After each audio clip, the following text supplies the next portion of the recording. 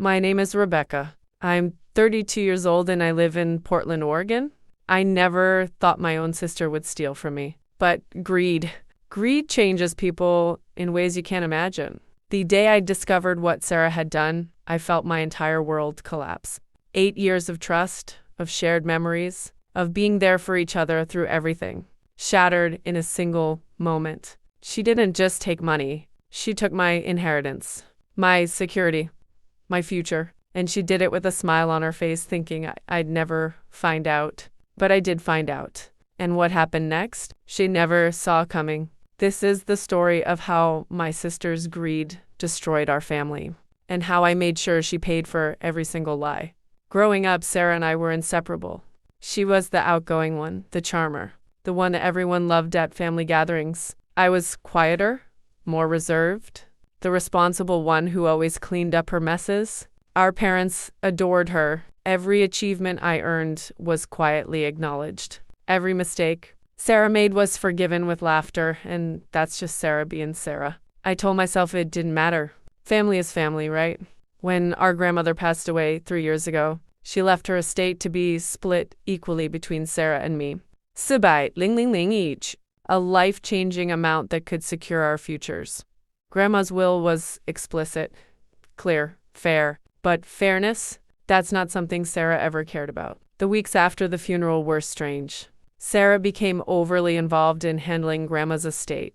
She volunteered to manage everything, the lawyers, the paperwork, the financial accounts. "You're so busy with work, Becca," she'd say sweetly. "Let me handle this. It's the least I can do." I trusted her. God, I was such a fool. I noticed small things. She'll dodge my questions about timelines. She'd change the subject when I asked about the estate lawyer. Her answers became vague, dismissive. "Everything's fine, Becca. Stop worrying so much." But something in my gut screamed that things were not fine. Then came the day that changed everything. I was cleaning out my email, deleting spam, when I saw it. A notification from the estate lawyer. Subject line, "Final distribution confirmation." My hands went cold. I opened it, and my entire world tilted. The email was clear. Clinical, devastating. Estate distribution completed.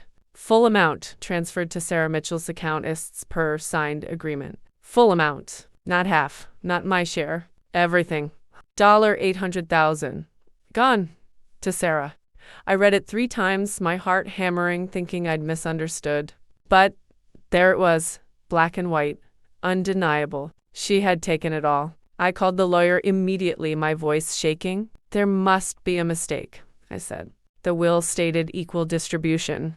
Why was everything transferred to my sister?" There was a pause, a long, uncomfortable silence. "Miss Mitchell, your sister presented a signed waiver from you, relinquishing your claim to the estate. It was notarized and legally binding." My blood ran cold. "I never signed anything." Another pause. "Ms. Mitchell, I have the document here.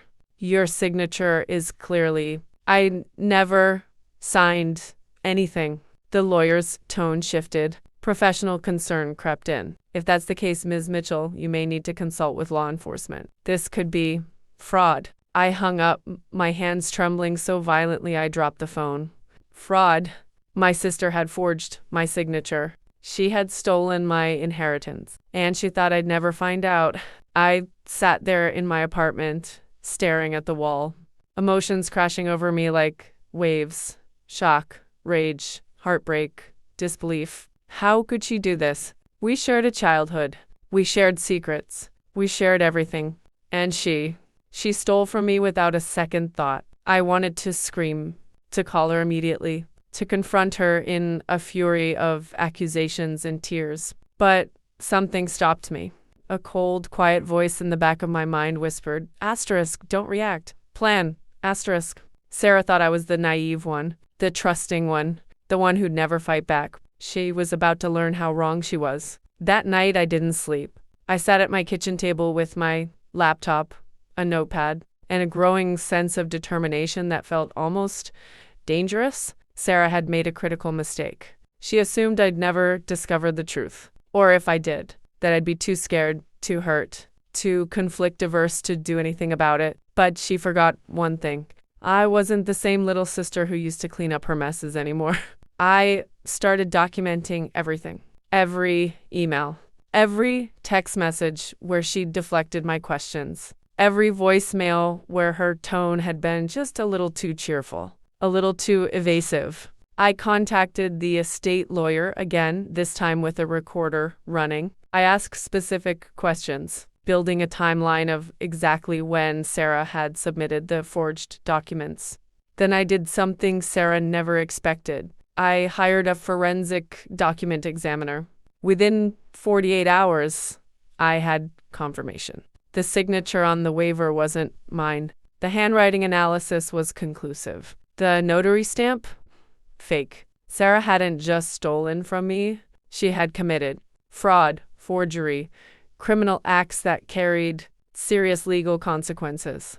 Armed with evidence, I consulted with a lawyer specializing in estate fraud. You have an airtight case, she told me, her eyes scanning the documents. Not only can you recover your inheritance, but your sister could face criminal charges. I sat back in the chair, letting that sink in. Criminal charges. Part of me felt sick.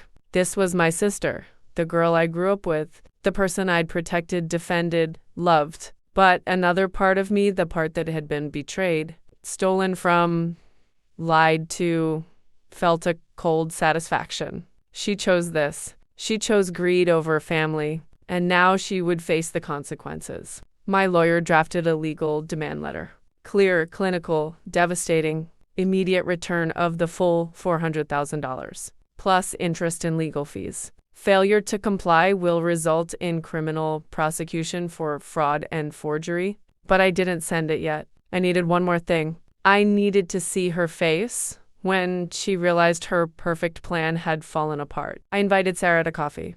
She arrived with her usual bright smile, perfectly styled hair, designer handbag, all bought, no doubt with Grandma's money. My money. Becca, it's been too long. She hugged me and I forced myself not to recoil. We sat down. Small talk, weather, her new apartment. Then I said it.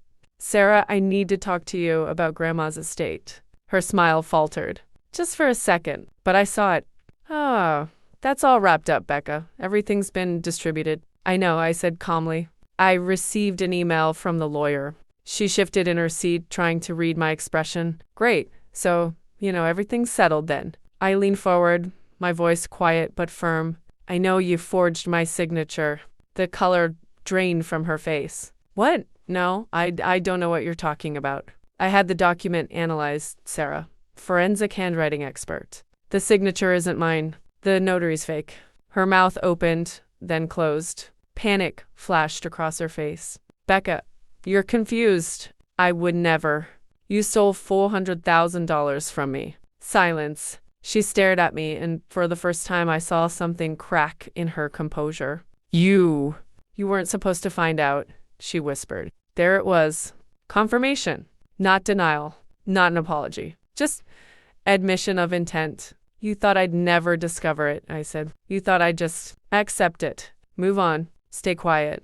She looked away, jaw tight. I needed it more than you, Becca. You have your career, your life. I'm struggling. So you committed fraud. It's not fraud if it's family. She snapped, her voice rising. Grandma would have wanted me to have it. She always loved me more anyway. And there it was, the ugly truth she'd been hiding for years. I stood up, pulling an envelope from my bag. This is a legal demand letter. You have 72 hours to return every cent, plus interest and legal fees. If you don't, I'm filing criminal charges. Her face went white. You wouldn't. I met her eyes, and I didn't blink. Try me. I walked out of that coffee shop, my hands steady, my heart pounding. And for the first time in weeks, I felt powerful. Sarah didn't respond to the demand letter. She thought I was bluffing, so I filed the lawsuit. And I pressed criminal charges. The next few months were brutal. Family members took sides. Our parents tried to intervene, begging me to let it go and keep the peace. But I refused. This wasn't about peace. This was about justice. The court ruled in my favor. Sarah was ordered to return the full $400,000, plus $50,000 in damages and legal fees. She couldn't pay it all at once. The money was already spent on her apartment, her car, her lifestyle. The court placed a lien on her assets, garnished her wages, froze her accounts. And the criminal case? She pled guilty to avoid jail time, probation, community service, a permanent record. Her perfect life, built on my stolen money, crumbled. I got my inheritance back, every penny. But more than that, I got something else. My dignity, my voice, my strength. Sarah taught me a lesson I'll never forget. Greed destroys. Lies catch up with you. And family. Family isn't defined by blood. It's defined by respect, honesty, and integrity. Things Sarah never had. Today, we don't speak. Our parents still try to fix things, but I've made peace with the distance. Some relationships aren't meant to be repaired, and that's okay, because I learned something powerful through all of this. I'm not the naive, trusting little sister anymore. I'm someone who fights for what's right, even when it's hard, even when it hurts. And I'll never let anyone, family or otherwise, take advantage of me again. Sarah's greed cost her everything. And my revenge? It wasn't about cruelty. It was about justice.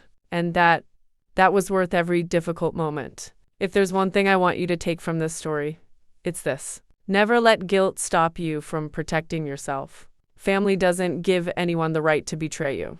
And sometimes the people closest to you are the ones who hurt you the most. But you have the power to stand up, to fight back, to reclaim what's yours. Sarah thought I'd never fight back. She was wrong. And if you're facing something similar, betrayal, manipulation, greed, I hope my story gives you the strength to take a stand too. Because you deserve justice. You deserve respect. And you deserve to be heard.